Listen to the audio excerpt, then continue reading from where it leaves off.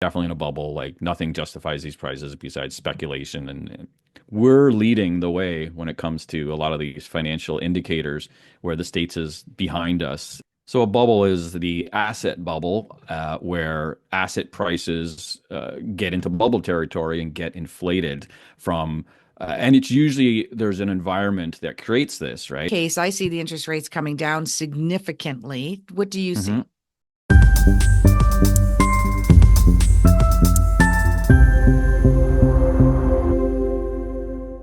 Hi, everyone. It's Holly Hall from Askhollyhall.com, and I got a little bit of a treat for you, a bit of a twist of what I usually do. I was on his channel on YouTube not too long ago, Jon Flynn from Flynn Real Estate Inc.com. We're going to talk about real estate. You guys know that I'm always giving predictive advice around real estate and finances and crypto and everything else that you guys ask me, and I can look it up astrologically. But I wanted you to get a perspective, and he is Canadian. He is based in Ontario.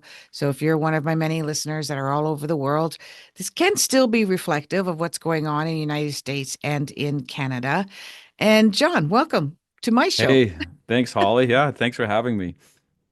Yeah, it's It, fun. We had a lot of fun with yours on yours. You've got mostly men on your channel. I got mostly women on my channel. So yeah, we're that's doing a what yin yang interview here. you're talking about the U.S. though, and around the world because a lot of people say like this is our Canadian 2008 time, right? When the US got the brunt of the collapse then. Now it's the opposite because our debt levels are the high ones and our real estate was in the bigger bubble. And you could see in the States, like their unemployment is behind, like it's lower than ours. And it's like we're leading the way when it comes to a lot of these financial indicators where the States is behind us. But of course, we don't fall unless the States falls anyway. Well, we will fall harder this time, I guess I should say. So yeah, it was interesting you said that. Yeah. So what do you mean by financial, like the bubble? First, explain the bubble to people. And what do you mean by financial? Is this, of course, it depends on what your perspective is. If we go into a recession, this is good for some people who have been sitting, waiting, not really doing much with their money. Maybe they sold a couple of years ago, like we did. And for other people who purchased in the last couple of years, they're kind of like, no, we don't want this to happen. So I guess it depends on your perspective. But what do you mean first by bubble? So a bubble is the asset bubble, where asset prices get into bubble territory and get inflated from, and it's usually there's an environment that creates this, right? And the environment, and this is what I've studied, and I've done a lot of research on this. And they create low interest rates for many reasons, but it's usually to stimulate the economy. All these asset prices increase, and it's not just that they increase, but people have more equity in, say, their home. So they'll take it out and buy another house, another rental, or whatever the case is. And so we get into this bubble where fundamentals goes out the window. And let's say the average after tax income or for a household is $80,000. Well, and our houses are $700,000. That's like 8 or 9 times the average household income, which is an indicator that says the fundamentals are out the window. People can't afford homes. That's not sustainable for society. And therefore, we're in a bubble. So yeah, when asset prices are just so far gone, it doesn't matter if it's houses or crypto. Or, I don't know, crypto. That's a tough one, or Bitcoin Yeah. and stuff. But yeah, that's the bubble, and that's what we talk about. So right now, yeah, we're definitely in a bubble. Like nothing justifies these prices besides speculation, and that's where we're at. And this is what I look at when it comes to the data. Yeah, and I've heard this from other experts as well that were in this bubble. That's how I found you because I like following real estate trends because we're in the market for repurchasing this year. Now I just follow like you guys. I'm going to put his link down below. You got to check out because even if you're not in Canada, just the stats and the numbers and what he looks at is very compelling, very accurate way of looking at it. So when's the last time we were in a bubble? Real like bubble comparable to this was probably the late 80s.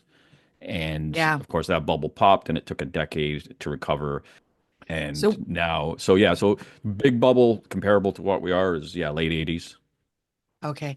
I slightly remember that. I wasn't a homeowner then, but I knew people that were, and they bought high and then Hmm. they all lost their homes. And Yeah. that the rates went crazy as A- well. In And my the, case, I see the interest rates coming down significantly. What do you mhm. see? good that you say that because when I look at the numbers as opposed to what I think, right? Because I don't see like you see, Yeah. yes, the interest rates go up and they went up, then they hold them for a period of time, and I don't quote me on these numbers, but it's like 12 to 18 months usually, but it's say Right. a year to 2 years, but it's Yeah. usually around 18 months on average. They hold them and then they start to decrease, and of course they'll decrease as far as they need to go. And the lower the interest rates go, the worse shape the economy is in. So, Oh, okay. what they would like for there to be no recession, they would probably bring them down to 2.5, 3% with the Bank of Canada, That's what I saw and too. Yeah, and 2.8. and yeah, and then we're kind of balanced. But now this time is they can't bring them down to where they had them in the pandemic, like Okay. 0.25%. Oh, I Like, know that was nuts. but so like that you need to do that though when the economy is like Yeah. in bad shape, but they can't because then you're just going to have this, overstimulation again, and you'll have a double top in inflation. And if you look at it like an inflation chart, and you look at a historical inflation chart in Canada, the US, there's a lot of double tops where they start to get inflation under control. They think they have it under control, and then boom, it goes right back up. And Yeah. with inflation, like there's a talk about inflation. We're not out of the woods yet with inflation. It's still a risky road that we're going down. So how much lower do you think houses are going to go? So let's say the average home is going for 700,000 right now in January of 2025. How low do you think the housing market will get to, and what's the time frame?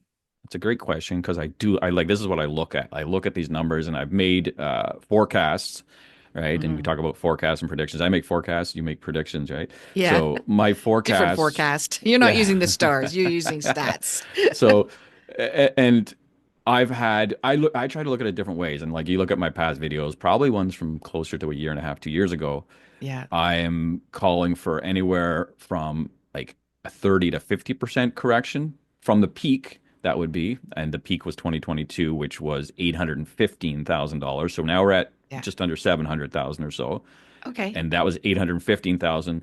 So we bring that down, so that could be 450,000 for the average house price. Now that would be things got really bad, right? Like Yeah, really, really bad. And but then I look at the kind of the fundamentals to say, okay, is time heals, right? And this is yeah, like whether you get a divorce or your animal dies or someone dies, like time heals you. So right now, time is healing the higher prices, and this is so it allows them to catch up, but they were so high that they won't actually ever catch up without them coming down first. So yeah, I can see, forget about, I'm not going to get into percentages because we can do that, but I've looked at this many different ways, and we're at, say, 700 right now. I could see realistically the average house being 500 to 550,000 in Canada. yeah, And we were down to like what was it, 618 or 620, something like that in January of 2023.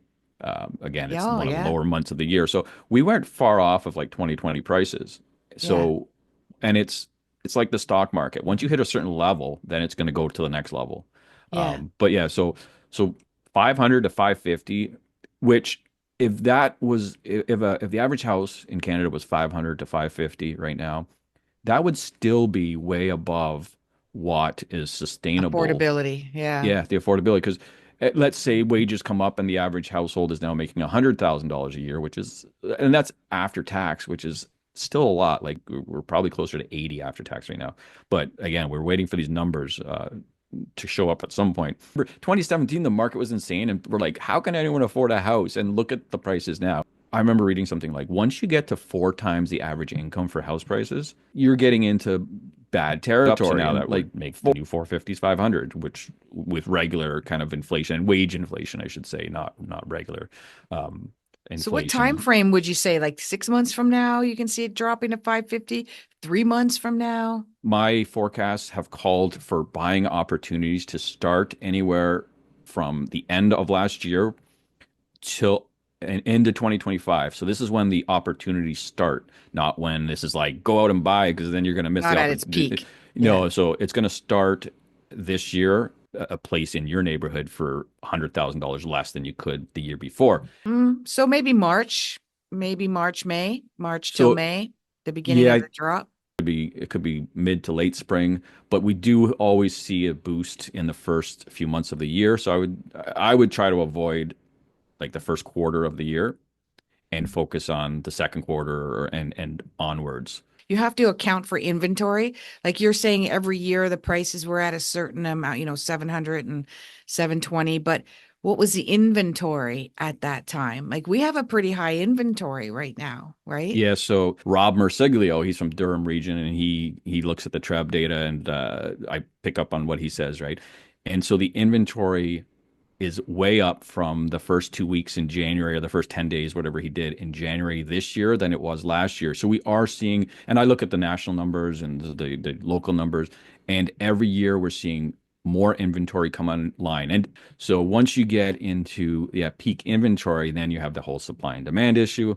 And of course, there's been less buyers or less buyers that can afford the homes. There's lots of buyers out there. Like That's the if you thing. were, yeah, if They're you were like waiting. all these people that want to sell their house for 700,000, but then we have even more people that would buy the house for 400,000. Yeah. So yeah, like you have all these buyers and they're just waiting on the sidelines. Well, why are they waiting on the sidelines?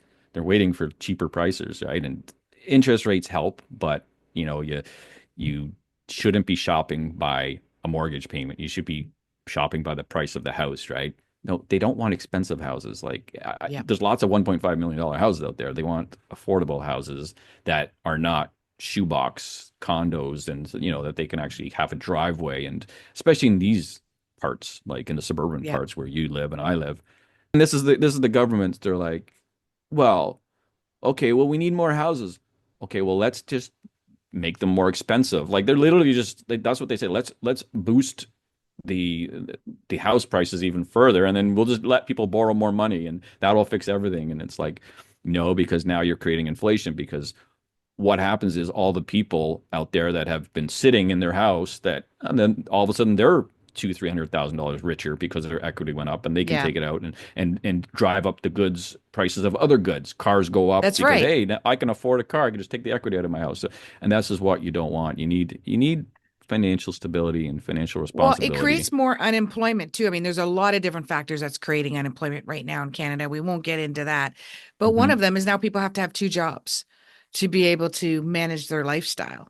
And Three now we've jobs. got one person who should only have one job is taking two jobs, which means it's taking a job for another person who doesn't have any job at all. Hmm. Hopefully, what I'm seeing is a bit of a dip in the March and then June, May and June, and then August and September I talked to you about before. But Hmm. I was just talking to you before we started in the city that I live in now. I want like homes that were going for over 700, 800 are now we're seeing them at 599. And Yeah, condos we're seeing them in the 400s. And that's your psychology, right? 3 years ago, 4 years ago, we would have thought that was insane. A condo for 400, who's going to buy that? yeah. Now Oh everybody's like, yeah. oh, look at it's cheap. It's like gas prices, right? You're like, oh, a buck Yeah. 50, like that's not bad. But like you would have been riding in the streets like 5 years ago. It was $1.50 gas all the time. I also wanted your advice on if people have unfortunately purchased in the last 2 years and they want to recoup, they want to just get it off their hands. It can't, there's so much rentals out there because nobody wants to pay $2,800 for a one bedroom or a two bedroom or 2,000 for a one bedroom. So now we've got inventory of rentals that are going to go on the market because people want to let go of them. I got clients that want to let go of their rentals. They don't want to do it anymore. And Airbnbs, they don't want to do that anymore either. It was like a dream, but they realize it's a nightmare to do Yeah. that. So what is your advice? Like if people want to let this stuff go, should they cut their losses? Will they be able to recoup their losses? Yeah. When should they So sell? a lot. Yeah. So sell like as soon as possible. Like Yeah. is my advice. Like get it on the market, because a lot of times people say, well, I'm going to get it on the market in the spring, and then then of course by the time they prep their house, they're into like the end of March, beginning of April, and they just missed that rush, because we have Yeah, early don't rushes. prep. Yeah. So they're not like spring rushes. They're like February, March rushes now. And it doesn't matter how the economy's doing. You're still going to see like the seasonal, activity happen in real Yeah. estate. So yeah, get it on the market. And yeah, if like I understand if they're underwater, like and they're gonna have to pay the bank 100,000 when they sell. Well, you're gonna have to pay it. Like it was again, these people are most likely speculators or investors, not, usually at this point we don't have high unemployment. It's gone up, but it's tough when you have families that are in that situation. But a lot of what I see now are not like primary residences, they're secondary rentals and stuff. Yeah. So Like, now you yeah, got unload capital it. gains. Yeah.